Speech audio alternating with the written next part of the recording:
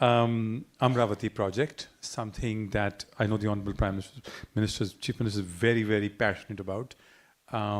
It could be, or should be, India's first ground-up AI capital, full of technology, built on the best plans, sustainable, everything that we can dream of. So if you could tell us a little bit about the vision behind the Amaravati project, also called Amaravati.ai, which is a very interesting subtitle for a capital city. How is it going and what is the vision?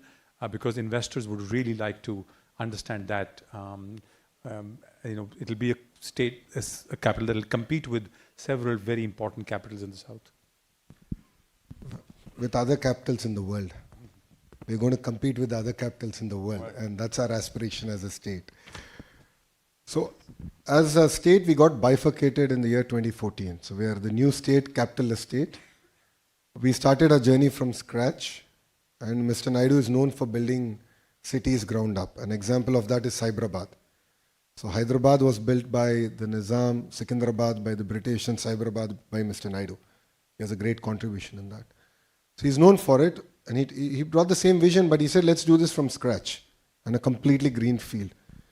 And the beauty of this project is not just the technology bit, but the human angle, where not even an acre was owned by the government, it was owned by the farmers. So we pooled the land from the farmers, where developed land went back to the farmers. So how do you make farmers part of this growth, the economic growth that we're going to deliver? So and that's very unique in that sense. And we started off with that project. It is going to be India's world-class city. It's going to be all green powered. It's a city that's going to have district cooling system. Like how you have power, water coming and gas coming home, you'll actually have air conditioning coming as service. So we're looking at various efficient models that have been deployed across the world that can enable us to leapfrog as a city. That's one part. The second part comes to the entire knowledge bit. If you look at it, we already have India's premier institutes like SRM, VIT, already having campuses there, and they're creating world-class students, faculty coming out of that area, and more campuses are going to come. So that's where the entire knowledge economy is going to get kickstarted. And saying that, as a government, we are very passionate about real-time governance. We did this in the past between 14 and 19. But now things have changed. Now government can be in your phone. So why should you go to office? And single question is that. So when you push a button, you're able to watch a movie. When you push a button, you're able to get a cab or groceries or lunch or dinner.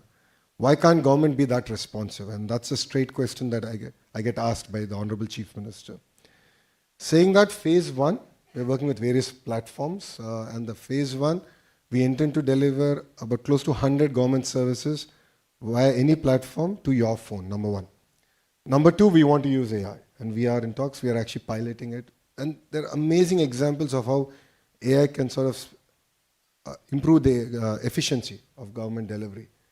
And the various instances where I believe we could have done much better than we did in the past. So you'll see in the next 100 days AI being deployed in governance and also helping ministers, bureaucrats take decisions. So we already started this project where we have a digital twin for every minister. And based on the entire social listening, based on the feedback from various sources, it would advise that these are probably the 5 areas you want to pay attention in this week. So we're giving these insights to the ministers, and then we have this entire feedback mechanism. We understand sentiment across various ministries far better today.